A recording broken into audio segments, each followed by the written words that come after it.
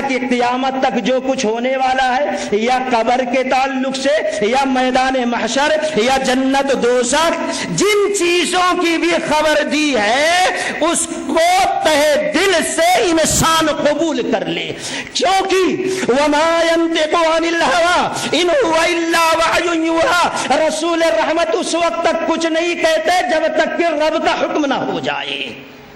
کس طریقے سے آپ کی تصدیق کی جائے؟ حذیفہ ابن یمان رضی اللہ تعالیٰ عنہ کیسی تائید کرتے ہیں، کس طریقے سے یقین کرتے ہیں نبی رحمت صلی اللہ علیہ وسلم کی قبر پر۔ ایک مرتبہ رسول اللہ صلی اللہ علیہ وسلم نے ایک سواری خریدی اور کہا بھئی سواری میرے گھر تک پہنچا دو، وہاں آؤ اس سواری کی قیمت دے دیتا ہوں۔ رسول رحمت صلی اللہ علیہ وسلم آگے چل رہے تھے، سواری بیچنے والا سواری کی رسی پکڑ کر پیچھے پیچھے چل رہا تھا۔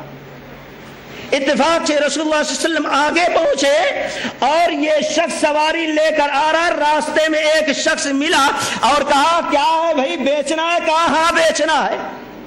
کہا کتنے کی؟ کہا اتنے کی۔ نبی رحمت صلی اللہ علیہ وسلم سے 300 درہم میں بیچا تھا تو 350 درہم بتا دی۔ اب وہ شخص کہا ٹھیک ہے میں لیتا ہوں، اب وہیں اس کو دینے کے لیے تیار۔ تو رسول اللہ صلی اللہ علیہ وسلم نے فرمایا دیکھو میں ان کو سواری دے رہا ہوں۔ آپ صلی اللہ علیہ وسلم نے فرمایا ان کو کیسے دے رہے ہو؟ میرے ہاتھ سے بیچ دیے ہو اور تم سواری میرے گھر تک پہنچانے آ رہے ہو، قیمت لینے آ رہے ہو۔ اب اس کی نیت خراب ہو گئی، کہا نہیں میں بیچا ہی نہیں تھا آپ کے ہاتھ پہ۔ اللہ کے نبی نے کہا بیچے تھے تم؟ وہ شخص کہتا اگر میں بیچا تھا قیمت لینے آ رہا تھا تو کوئی گواہی پیش کرو۔ اب یہ بات بڑھتے گئی، لوگ جمع ہوتے گئے، سب کہنے لگے اے اللہ کے نبی علیہ الصلوۃ والسلام ہم جانتے ہیں آپ سچے ہیں، لیکن جب یہ خرید فروخت ہو رہی تھی اس وقت ہم موجود نہیں تھے۔ بات بڑھتی گئی، لوگ جمع ہوتے گئے۔ حذیفہ بن یمان رضی اللہ تعالیٰ عنہ آئے اور پوچھے کیا مسئلہ ہے؟ لوگوں نے بتایا ایسا مسئلہ ہے۔ اسی وقت زور سے کہا اللہ کی قسم میں اس بات کی گواہی دیتا ہوں کہ اللہ کے رسول صلی اللہ علیہ وسلم نے اس سواری کو خریدا اور اس نے بیچا اور یہ سواری گھر تک نبی کے پہنچانے جا رہا تھا، قیمت لانے جا رہا تھا۔ قسم کھا کر گواہی دے دی، تصدیق کر دی۔ اب وہ شخص سواری چھوڑا اور قیمت لیا جانے لگا۔ بعد میں آئے رسول اللہ صلی اللہ علیہ وسلم، حذیفہ رضی اللہ عنہ، کہا کیا بات ہے؟ اللہ کے نبی نے کہا یہ بتاؤ جب میں خریدا وہ بیچا تو اس وقت تم موجود نہیں تھے، ایسے کیسے تم نے قسم کھا کر گواہی دی؟ یہ نبی علیہ الصلوۃ والسلام کی بات پر یقین ہونا چاہیے۔ نبی کے خبر پر یقین ایمان کی علامت ہے۔ آج بہت سے لوگ کہتے ہیں ہمارے سمجھ میں بات آتی نہیں، حدیث آتی نہیں، امام کا مسئلہ سمجھ میں آتا ہے، بابا پیر بابا کی بات سمجھ میں آتی ہے لیکن نبی کی بات سمجھ میں نہیں آتی۔ یاد رکھیے اللہ و رسول سے دلیل پوچھا کوئی تو کافر لوگ پوچھے تھے، لیکن جو ایمان والے تھے رب کعبہ کی قسم ان کے سمجھ میں بات آئی نہیں آئی لیکن فوراً قبول کر لیا۔ یہ ایمان کی علامت تھی۔ کہا کیسے گواہی دی؟ کہنے لگے اللہ کے رسول صلی اللہ علیہ وسلم آپ آسمان کے بارے میں اتنی باتیں بتاتے ہیں، ہم آنکھ بند کر کے قبول کر لیتے ہیں، تو یہ کیسے ہو سکتا ہے کہ دنیا کی معمولی سی بات پر آپ جھوٹ بولے؟ اس لیے ہم نے کہہ دیا اللہ کی قسم آپ نے خریدا اس نے بیچا ہے۔ رسول رحمت صلی اللہ علیہ وسلم مسکرا دیے۔ رب کو یہ ادا بڑی پسند آئی کہ نبی کے بات پر ایمان لانے والا کیسا ہوتا ہے۔ اللہ کی قسم تھوڑا وقت گزرا تھا، رب نے اسی وقت جبریل امی کو بھیجا نبی رحمت کے پاس، اور رسول اللہ صلی اللہ علیہ وسلم نے فرمایا اے حذیفہ جب تم نے میری بات کی تصدیق اس طریقے سے کی رب خوش ہو گیا اور خوش ہو کر جبریل امی کو بھیجا اور تم کو یہ فضیلت دی کہ جب تک تم زندہ رہو گے تمہاری اکیلے کی گواہی 2 مومن مردوں کے برابر گواہی مانی جائے گی۔ یہ مقام یہ مرتبہ رب نے دیا۔ تو رسول کے رسالت پر ایمان لانے کے لیے پہلی شرط یہ ہے کہ نبی رحمت کی خبر پر یقین کیا جائے، اور دوسری چیز اطاعت، اطاعت رسول اللہ صلی اللہ علیہ وسلم کی اطاعت ہو. الا لہ الخلق والامر، خالق اللہ، حکم دینے والا اللہ تعالی، اللہ تبارک و تعالی خالق، حکم دینے والا اللہ تعالی، اور پھر اللہ تبارک و تعالی یہ حکم دے رہا ہے وَمَن يُطِعِ الرَّسُولَ فَقَدْ أَطَاعَ اللَّهَ، جس نے رسول کی اطاعت کی اس نے اللہ کی اطاعت کر لی. کیا فضیلت ہے ایسے لوگوں کے بارے میں. عائشہ صدیقہ رضی اللہ تعالیٰ عنہ بیان کرتی ہے کہ ایک مرتبہ رسول اللہ صلی اللہ علیہ وسلم بیٹھے ہوئے تھے کہ ایک صحابی رسول، حدیث میں نام کا ذکر تو نہیں ہے، آ کر بیٹھ گئے. چہرے پہ بڑا رنج غم ہے. اللہ کے نبی علیہ الصلوۃ والسلام نے پوچھا کہ یہ بتاؤ آج بڑی تکلیف میں، بڑے غم میں، بڑے رنجیدہ نظر آ رہے ہو، بات کیا ہے؟ کہ اللہ کے نبی علیہ الصلوۃ والسلام بات ہے. کہا کیا بات ہے ذرا بتاؤ تو. کہنے لگے وہ صحابی رسول، اللہ کے نبی علیہ الصلوۃ والسلام ہم گھر میں رہتے ہیں، کاروبار میں رہتے ہیں، بیوی بچوں میں رہتے ہیں، بے چین ہوتا ہوں، بے قرار ہوتا ہوں، گھر چھوڑ دیتا، بیوی بچے کو چھوڑ دیتا، کام کاج چھوڑ دیتا ہوں، بھاگ کر آتا ہوں، آپ کے چہرے اقدس کا دیدار کر لیتا ہوں، اللہ کی قسم سکون مل جاتا، دل کو چین قرار آ جاتا ہے. دنیا میں تو قرار سکون حاصل کر لیتا ہوں، لیکن غم یہ سوچ کر ہوتا ہے، رنج یہ سوچ کر ہوتا ہے کہ آپ بھی مرنے والے ہیں، ہم بھی مرنے والے ہیں. آپ اللہ کے حبیب، آپ اللہ کے محبوب، آپ اللہ کے رسول، آپ اللہ کے پیارے، آپ اللہ کے دلارے، آپ سیدھا جنت میں اونچے مقام پر، میں جنت میں جاتا ہوں کہ نہیں، اگر چلا بھی گیا تو نہ جانے کہاں دور مجھے جنت میں ڈال دیا جائے گا اور آپ اونچے مقام پر ہوں گے. یہ سوچ کر غم ہوتا ہے، مجھے غم زدہ ہو جاتا ہوں، رنجیدہ ہو جاتا ہوں کبھی کبھی. آپ نہ جانے جنت میں کون سے مقام پہ ہوگے، میں کہاں ہوں گا. میں سوچتا ہوں دنیا میں بھاگ کر آپ کا دیدار کر لیتا ہوں، دل کو سکون مل جاتا ہے، لیکن آخرت میں دیدار آپ کا کیسا ہوگا یہ سوچتا ہوں، غم زدہ ہو جاتا ہوں. ان کے غم کو سنا اللہ کے نبی علیہ الصلوۃ والسلام. آپ کے چہرے اقدس نیچے ہو گیا، جواب کچھ بھی نہیں، سر کو نیچا کر لیا، نیچے ہے. آپ بھی غم زدہ، صحابی رسول بھی غم زدہ، آپ بھی غم میں، صحابی رسول بھی غم میں. رب تعالیٰ کو کی رحمت جوش میں آئی، جبریل امی کو بھیجا اسی وقت، اور جبریل امی اسی وقت سورۃ النساء آیت نمبر 69 لے کر آئے. رب تعالیٰ نے فرمایا اے میرے پیارے صحابی غم زدہ کیوں ہو، تمہارے درد کا علاج رب نے دے دیا ہے. خوش ہو کر چہرے اقدس کو اٹھایا، کہا اللہ کے رسول صلی اللہ علیہ وسلم میرے غم کا علاج رب نے دیا، کیا ہے علاج، ذرا دوا تو بتا دیجئے. نبی رحمت صلی اللہ علیہ وسلم سورۃ النساء کی آیت پڑھتے وَمَن يُطِعِ اللَّهَ وَالرَّسُولَ فَأُولَٰئِكَ مَعَ الَّذِينَ أَنْعَمَ اللَّهُ عَلَيْهِمْ مِنَ النَّبِيِّينَ وَالصِّدِّيقِينَ والشهداء والصالحين وحسن اولئك رفیقا.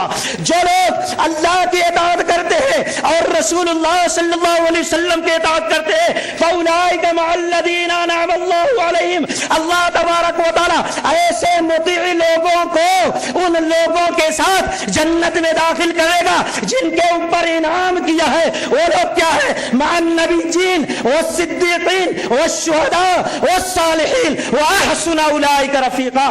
نبی ہوں گے، شہداء ہوں گے، صدیق ہوں گے، صالحین ہوں گے، ایسے نیک لوگوں کے ساتھ مطیع رسولوں کو جنت میں داخل کر دیا جائے گا. دوسری شرط نبی کے رسالت پر ایمان لانے کی اطاعت ہے، اور تیسری شرط ہے رسول اللہ صلی اللہ علیہ وسلم جو دے لے لو، جس سے روکے رک جاؤ. ما آتاکم الرسول فخذوہ وما نہاکم عنہ. اپنے طرف سے بدعت ایجاد کرنے کی ضرورت نہیں، اضافہ کرنے کی شریعت میں ضرورت نہیں، چاہے اچھی بدعت ہو چاہے بری بدعت۔ بڑی مشہور معروف وہ حدیث ہے، ذرا سامنے رکھو، امام بخاری رحمت اللہ علیہ نے جس کو کتاب النکاح کے اندر نقل کیا، راوی انس بن مالک رضی اللہ تعالیٰ عنہ، وہ کہتے ہیں کہ اللہ کے رسول صلی اللہ علیہ وسلم کی بیویوں میں سے ایک بیوی عائشہ رضی اللہ تعالی عنہا کے گھر 3 صحابی گئے، ایک نہیں 3۔ وہ صحابی کون تھے واللہ اعلم، کچھ لوگوں نے نقل کیا، حدیث میں تو نہیں ہے۔ علی رضی اللہ تعالی عنہ ہے، عثمان رضی اللہ تعالی عنہ، عبداللہ ابن مسعود، واللہ اعلم کون صحابی تھے۔ یہ 3 صحابی گئے اور پوچھا نبی علیہ الصلوۃ والسلام کا کیا معاملہ ہے۔ خیر نبی علیہ الصلوۃ والسلام سے سوال کیا گیا تو آپ کی بیوی سے، بیوی محترمہ نے بتا دیا ایسا ہے ایسا ہے۔ اب وہ تو تینوں صحابی، بڑی نصیحت عبرت آمیز حدیث ہے، اللہ کے نبی علیہ الصلوۃ والسلام کے عمل کو معمولی سمجھا، اور ایک نے کہا میں نکاح ہی نہیں کروں گا، ہمیشہ اللہ کی عبادت کرتے رہوں گا، اور دوسرے نے کہا میں ہمیشہ رات بھر تہجد پڑھوں گا۔ آج امام کے بڑے ہونے کی، بڑے امام بڑے بزرگ ہونے کی علامت کیا؟ امام صاحب نے عشاء کے وضو سے 40 سال تک فجر کی نماز پڑھی، اس لیے سب سے بڑے امام۔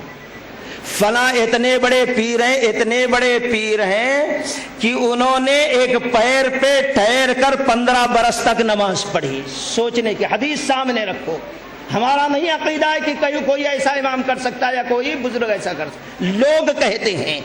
اس حدیث کو سامنے رکھیے، ایک نے کہا رات بھر تہجد کی نماز، ایک نے کہا ہمیشہ روزہ، ایک نے کہا نکاح نہیں کروں گا، ہمیشہ اللہ کی عبادت کرتے رہوں گا تاکہ رب راضی، جنت حاصل۔ تینوں چلے گئے، اللہ کے نبی علیہ الصلوۃ والسلام آئے، معلوم ہوا ایسا ایسا ہے، فوراً باہر نکلے، تلاش کرتے کرتے یہ تینوں صاحب، کیا آپ لوگ گئے تھے گھر پہ؟ ہاں گئے تھے۔ ایسا ایسا کہا؟ ہاں کہا۔ آپ نے کہا اما واللہ، الفاظ سنو، اما واللہ انی لاخشاکم للہ واتقاکم، یاد رکھنا رات بھر نماز پڑھنا یہ عبادت گار ہونے کی علامت نہیں، ہمیشہ روزہ رکھنا یہ متقی ہونے کی علامت نہیں، عبادت گزار ہونے کی علامت کیا ہے؟ بڑے متقی ہونے کی علامت کیا ہے؟ کائنات میں اللہ کی قسم نبی رحمت سے زیادہ رب سے ڈرنے والا نہ پیدا ہوا نہ پیدا ہوگا، رب سے کائنات میں نبی رحمت سے زیادہ پرہیزگار کوئی نہ ہوا ہے نہ قیامت تک ہوگا۔ آپ کہتے ہیں اما واللہ انی لاخشاکم، اللہ کی قسم میں اللہ کے لیے سب سے زیادہ ڈرنے والا ہوں اور اللہ تعالیٰ کا سب سے زیادہ تقوی اختیار کرنے والا۔ سن لو، انا صائم و افطر، میں روزہ بھی، انا اصوم و افطر، میں روزہ بھی رکھتا ہوں اور افطار بھی کرتا ہوں، انا اصلی و ارقد، اور میں تہجد پڑھتا ہوں اور سوتا بھی ہوں، وزوج النساء، اور میں نے نکاح بھی کیا، ان کے حقوق بھی ادا کرتا ہوں، فمن رغب عن سنتی، یہ میری سنت ہے، فلیس منی، اگر اس سے باہر کوئی ہوگا تو وہ میرے راستے سے ہٹ جائے گا۔ معلوم یہ ہوا تقوی کا معیار یہ ہے، عبادت گزار کا معیار یہ ہے، جو سب سے بڑا عبادت گزار ہوگا وہ سب سے بڑا نبی علیہ الصلوۃ والسلام کا مطیع ہوگا، جو سب سے بڑا اللہ سے ڈرنے والا ہوگا کائنات میں، اللہ کی قسم وہ سب سے بڑی نبی علیہ الصلوۃ والسلام کی اطاعت کرنے والا ہوگا۔ آج بہت سے لوگ کہتے ہیں بھائی ہر مسئلہ کا شریعت میں نبی علیہ الصلوۃ والسلام کی حدیث میں جواب ہے کیا؟ بہت سارے ایسے مت، میں پوچھتا ہوں ایسے بھائی اس وقت سب سے زیادہ یوز کی جانے والی چیز کیا ہے؟ سب سے زیادہ، چلو موبائل لے لو، موبائل کا مسئلہ آیا، کال کریں یا مس کال کریں، ایسے وقت میں ہم یہ کہتے ہیں مس کال کرنا جائز मकरूह या मकरूह नहीं।